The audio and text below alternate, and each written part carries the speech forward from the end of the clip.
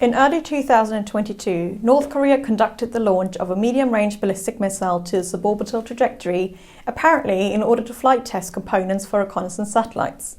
Whether those tests were actually to see if the technology would hold up in operational altitudes of satellites, or whether this was just a cover for further ballistic missile testing, is up for debate. However, North Korean leader Kim Jong-un did announce the intent to develop military reconnaissance satellites during the party congress in January 2021.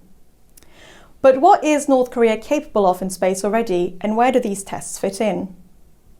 North Korea has 2 satellites in orbit. The first was launched in 2012 and the second in 2017. Both were launched for the purposes of Earth observation, but neither are considered operational. This is because they are unstable and no signals have been detected.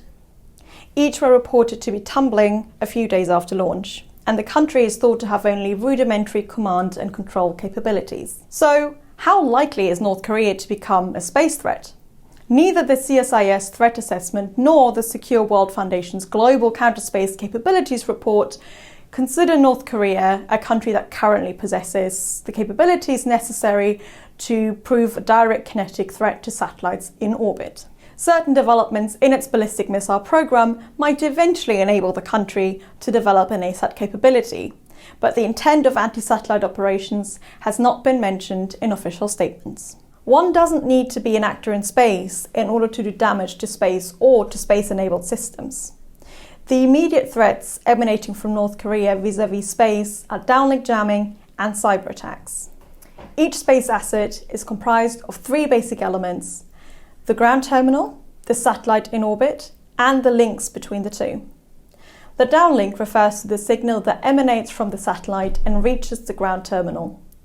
It is easier to jam the downlink signal as targeting the uplink signal, so the signal from the ground terminal to the satellite, requires much more power, as well as the ability to track the satellite in question.